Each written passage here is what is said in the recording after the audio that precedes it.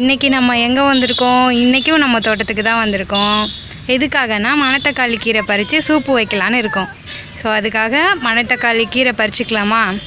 ஃப்ரெஷ்ஷாக இருக்குது பாருங்கள். நம்ம செடியிலேருந்தே அப்படியே பறித்து எடுத்து கொண்டு போய் இன்றைக்கி நம்ம சூப்பு வச்சு சாப்பிட போகிறோம். ஸோ இந்த ரெசிபியை தான் இன்றைக்கி நான் அவங்க கூட ஷேர் பண்ணிக்க போகிறேன். இதை ஃபஸ்ட்டு நான் பறித்து எடுத்துக்கிறேன்.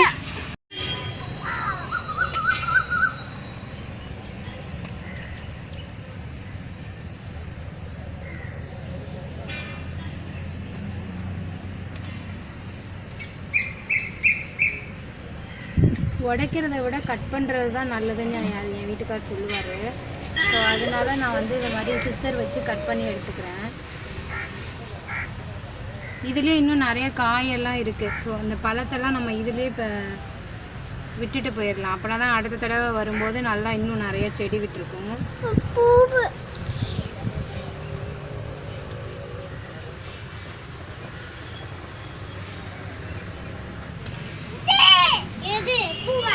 இது மிளகா நாற்று. ஸோ இதுவும் இலை கிட்டத்தட்ட ஒரே மாதிரி தான் இருக்கும். ஸோ பார்த்து பறிச்சுக்கணும்.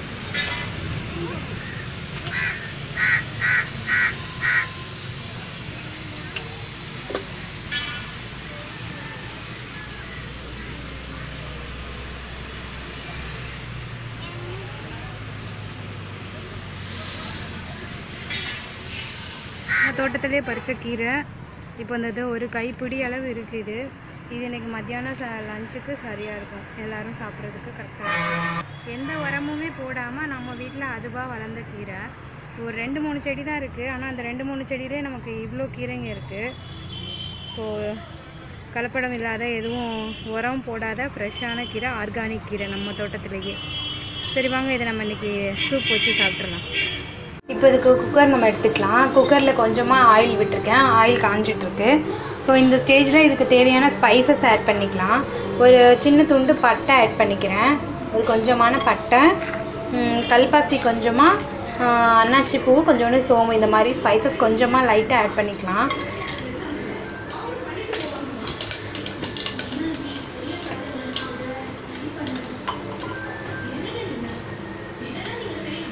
இது நல்லா வெடிச்சுக்கட்டும். பொரிஞ்சு நல்லா வாசம் வந்ததுக்கப்புறமா ஒரு 150 கிராம் போல் நம்ம சின்ன வெங்காயத்தை குட்டி குட்டியாக கட் பண்ணியிருக்கேன். இந்த சூப்புக்கு சின்ன வெங்காயம் போட்டால் தான் சூப்பராக இருக்கும். ஸோ சின்ன வெங்காயத்தை இப்போ இது கூட ஆட் பண்ணிக்கலாம்.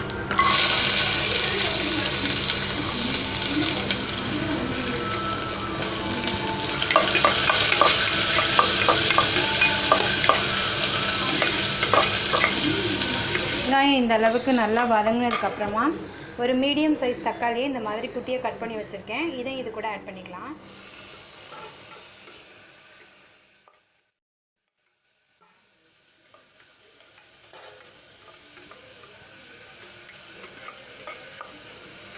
தக்காளி நல்லா வேகணுன்றதுக்காக நம்ம கொஞ்சம் நேரம் மூடி வச்சுக்கலாம். ஸோ இப்போ தக்காளி நல்லா வதங்கிருச்சு. இப்போ இதுக்கு தேவையான அளவு இஞ்சி பூண்டு பேஸ்ட் போட்டுக்கலாம். ஒரு 1.25 ஸ்பூன் போல் போட்டுக்கலாம். இஞ்சி பூண்டு பச்சை வாசனை போகிற அளவுக்கு நல்லா வதக்கிக்கலாம். நம்ம தோட்டத்தில் பறித்த கீரையை இந்த மாதிரி இலையாக ஆஞ்சிட்டு கிள்ளி சுத்தம் பண்ணி எடுத்துக்கிட்டு அதுக்கப்புறமா இது ஒன்று பாதியமாக நான் கட் பண்ணியிருக்கேன். கட் பண்ணிவிட்டு சேர்த்துக்கிட்டோன்னா வாயில் சாப்பிட்றதுக்கு நல்லாயிருக்கும். முழு இலையாக இருந்தால் நல்லா இருக்காது சூப்புக்கு. ஸோ அதனால் இந்த மாதிரி குட்டி குட்டியாக கட் பண்ணி எடுத்துக்கலாம். முடிஞ்ச அளவுக்கு 1-2 இந்த மாதிரி கட் பண்ணிக்கோங்க. ரொம்ப பொடியாக கட் பண்ண வேணாம். இப்போ இந்த கட் பண்ண கீரையை இப்போ இது கூட ஆட் பண்ணிக்கலாம். இதில் இதோட இருக்கிற பூ, காய், இது எல்லாத்தையுமே நம்ம இது கூட ஆட் பண்ணிக்கலாம். ஒன்றும் செய்யாது. நம்ம சூப்பாக தான் பண்ண போகிறோம். அதனால் தண்ணி நம்ம நிறையா ஊற்றுறதுனால இதில் கசப்பே தெரியாது. இந்த மணத்தக்காளி கீரை பார்த்திங்கன்னா நம்மளோட குடல் புண்ணை நல்லாவே ஆற்றும். அல்சர் பிரச்சனை இருக்கிறவங்க, மற்ற ஏதாவது வயிற்று வலி பிரச்சனை இருக்கிறவங்க எல்லாருமே இந்த கீரையை வாரத்தில் ஒரு 2 நாள் போல் தொடர்ந்து எடுத்துக்கிட்டே வந்தீங்கன்னா இந்த பிரச்சனை எதுவுமே இருக்காது. அவ்வளோவுக்கு இதில் மருத்துவ குணம் இருக்குது இந்த கீரையில். ஸோ இது நம்ம வீட்லேயே ஒரு செடி வச்சுக்கிட்டாலும் போதுமே. ஒரு செடியிலேருந்து 2 செடி. இதுலேருந்து கருப்பாக இதோட பழங்கள்லாம் இருக்கும். அந்த பழத்தெல்லாம் நம்ம எடுக்காமல் அதோடவே விட்டுறணும். நம்ம அதோடவே விட்டுட்டோன்னா அதுவாகவே கீழே கொட்டிட்டு அதுலேருந்து இன்னும் நிறையா செடிங்கள்லாம் வரும். ஸோ ஸோ இப்போ இது மாதிரி நம்ம எல்லா பக்கமும் கலந்து விட்டுக்கலாம். கீரையை நல்லா வதக்கி எடுத்துக்கோங்க. போடும்போது நிறைய கீரை இருக்கும், போட்டு வதக்குனதுக்கப்புறம் கொஞ்சமாக மாறிடும் அது.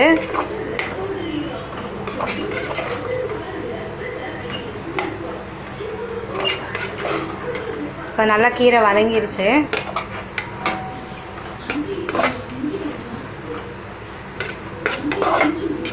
எவ்வளோ குட்டியாக ஆகிடுச்சு பாருங்கள், கீரை கொஞ்சமாக ஆயிடுச்சு. ஸோ இப்போ நம்ம இதுக்கு வந்து பருப்பு ஆட் பண்ணிக்க போகிறோம்.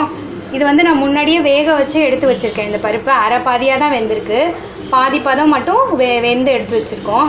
இது வந்து நான் பாசி பருப்பு எடுத்திருக்கேன், ஒரு 100 கிராம் போல் பாசி பருப்பு எடுத்துக்கிறேன். சூப்பு வந்து வெறும் தண்ணியாக இருந்துட்டுனா ஒரு மாதிரி இருக்கும். ஸோ இந்த பருப்பு சேர்க்கும்போது இதோட டேஸ்ட்டு இன்னும் சூப்பராக இருக்கும். ஸோ இதை நீங்கள் பருப்பை வேக வச்சு இது கூட ஆட் பண்ணிக்கோங்க.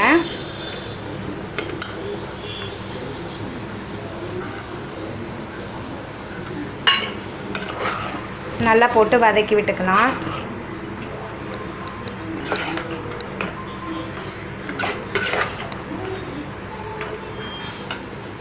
கொஞ்சமாக மஞ்சத்தூள் ஆட் பண்ணிக்கலாம்.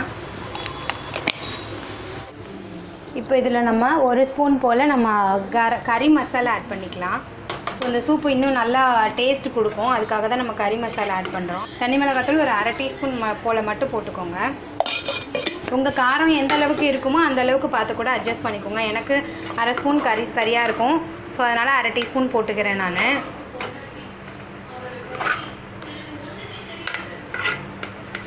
ஸோ இப்போ இதில் தேவையான அளவு தண்ணி விட்டுக்கலாம். நான் பருப்பை வேக வச்சு இந்த தண்ணி இந்த 1 டம்ளருக்கு இருக்குது. ஸோ அந்த 1 டம்ளர் தண்ணியை நான் இது கூட ஆட் பண்ணிக்க போகிறேன். இப்போ நம்ம இதை மூடி போட்டு ஒரு விசில் மட்டும் வச்சு எடுத்துக்கலாம். இந்த பருப்பு நம்ம அரை வேக்காடாக இருக்குல்ல, இப்போ நம்ம ஒரு விசில் வச்சு எடுக்கும்போது இது பருப்பு இந்த கீரை இது எல்லாம் ஒன்றா வெந்து வரத்துக்கு சரியாக இருக்கும். ஸோ அதனால இப்போ நம்ம இதை ஒரு விசில் மட்டும் வேக வச்சு எடுத்துக்கலாம்.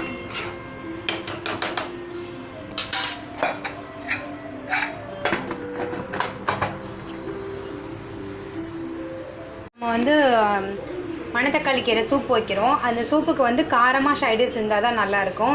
ஸோ அதுக்கான ஷைடிஸ் தான் இன்றைக்கி நம்ம என்ன பார்க்க போகிறோம் அப்படின்னா, வாழைக்காய் வந்து வறுவல் பண்ண போகிறோம். அந்த வாழைக்காய் வந்து நம்ம தோலை சீச்சிட்டு இந்த மாதிரி இடையில கீறிட்டு இந்த மாதிரி ஷேப்பில் நான் கட் பண்ணி வச்சுருக்கேன்.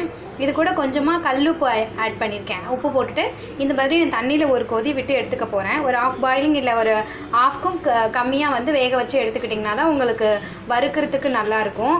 ஸோ இந்த மாதிரி ஒரு கால்வாசி மட்டும் வெந்ததுக்கப்புறமா நம்ம இதை பார்க்கலாம். ஒரு கொதி வந்ததுக்கப்புறம் இதை நம்ம எடுத்துடலாம். கொதி வரட்டும், வெயிட் பண்ணலாம். இப்போ இந்த மாதிரி ஒரு கொதி வந்துருச்சு. இதுக்கு மேலே இருந்தால் வாழைக்காய் வந்து குழஞ்சிரும். ஸோ இதை இப்போ நம்ம அடுப்பு ஆஃப் பண்ணிவிட்டு இதை தண்ணியை விட்டு டக்குன்னு வடிகட்டி எடுத்து வச்சுக்கலாம்.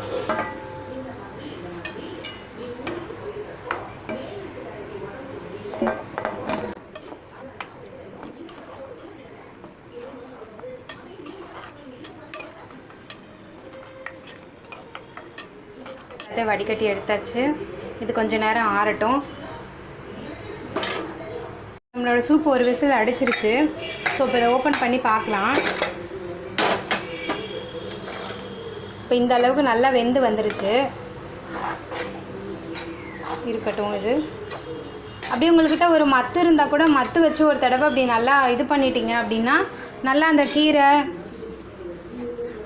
அந்த கீரை பருப்பு எல்லாமே ஒன்றா வந்து நல்லா குழஞ்சி வரும். ஸோ இந்த மாதிரி பருப்பு கடையிற மத்தை வச்சு இந்த மாதிரி எல்லா பக்கமும் இப்படி பண்ணிட்டீங்கன்னா நல்லா வந்து கடையிற மாதிரி பண்ணிட்டீங்கன்னா நல்லா உங்களுக்கு இன்னும் நிறையா இதோட சத்து எல்லாமே அந்த தண்ணியில் நல்லாவே இறங்கிடும்.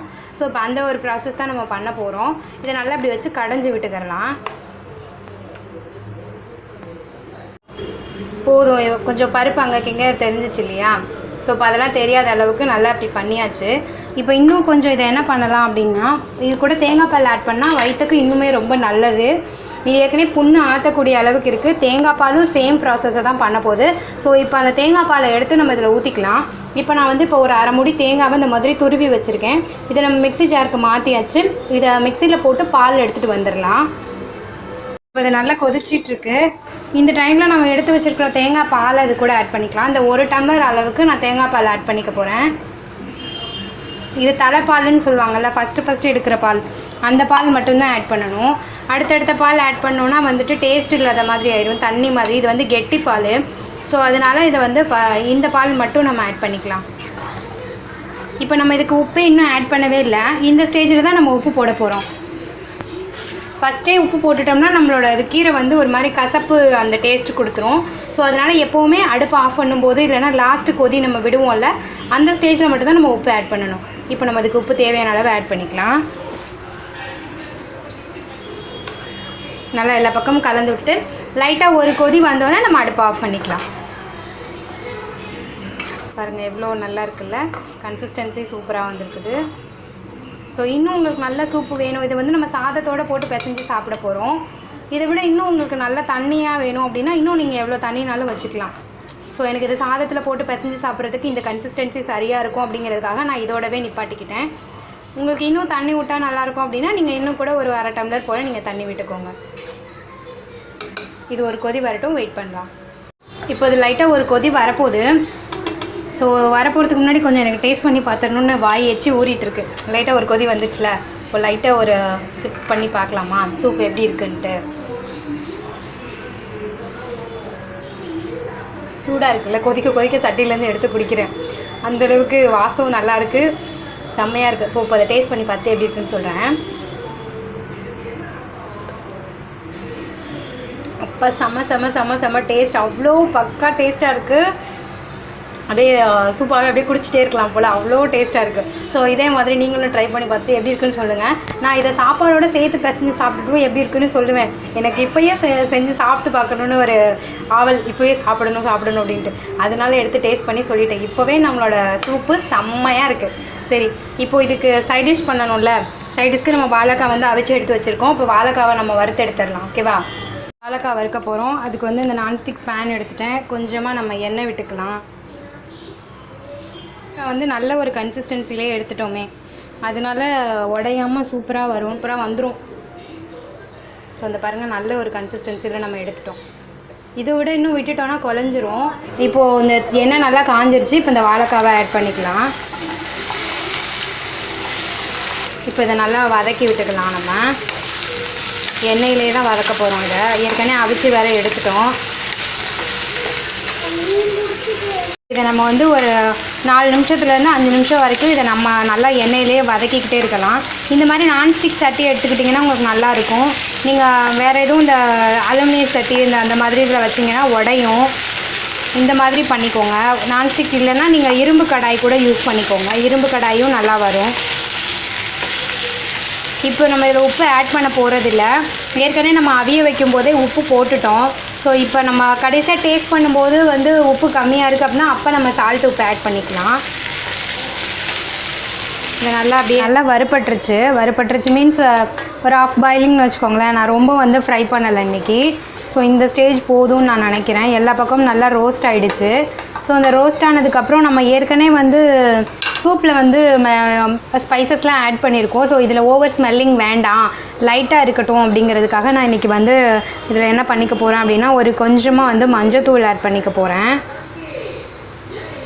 மஞ்சத்தூள் லைட்டாக நல்லா அதை பக்கம் வதக்கி விட்டுக்கலாம்.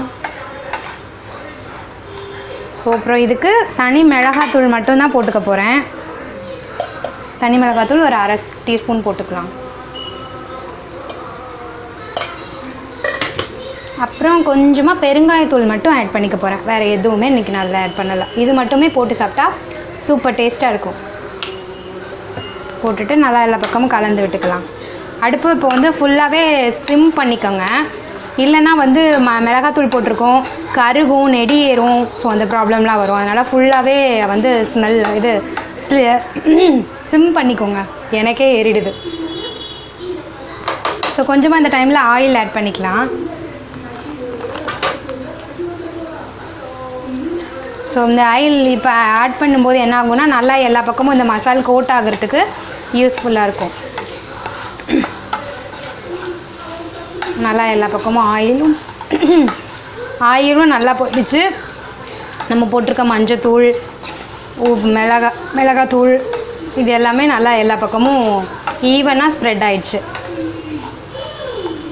உங்கள் காரம் எந்த அளவுக்கு இருக்குது அப்படிங்கன்னு பார்த்துக்கோங்க. உங்களுக்கு காரம் இன்னும் நல்லா பிடிக்கும் அப்படின்னா இன்னும் நிறையா கூட நீங்கள் மிளகாத்தூள் ஆட் பண்ணிக்கலாம்.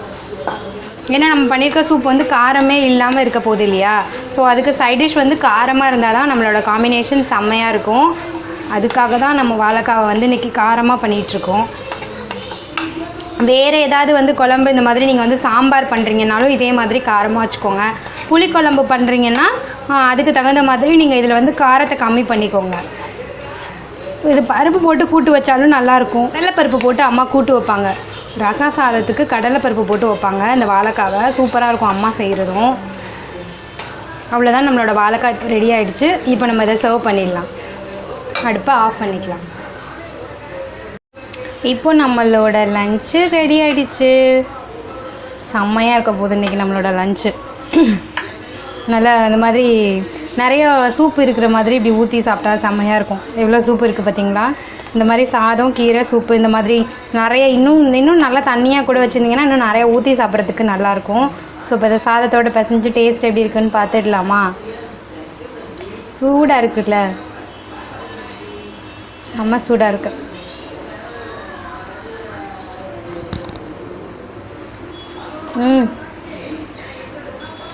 செம்ம செம்ம செம்ம செம்ம டேஸ்ட்டாக இருக்குது. அவ்வளோ பிடிச்சிருக்கு எனக்கு. அந்த ஸ்மெல்லு டேஸ்ட்டு செம்மையாக பக்காவாக இருக்குது. இதே மாதிரி நீங்களும் செஞ்சு பார்த்துட்டு எப்படி இருக்கு எனக்கு கமெண்ட்டில் கண்டிப்பாக சொல்லணும் எல்லோரும். ஸோ அதுக்கு வாழைக்காய் பண்ணோம்ல, வாழைக்காவும் டேஸ்ட் பண்ணிடலாமா. அடி தூள் செம்மையாக இருக்குது. செம்ம காம்பினேஷனாக இருக்குது. எனக்கு ரொம்பவே பிடிச்சிருக்கு. என்னோடய லஞ்சை நான் ஸ்பெஷலாக என்ஜாய் பண்ணி சாப்பிடுப்பேன்.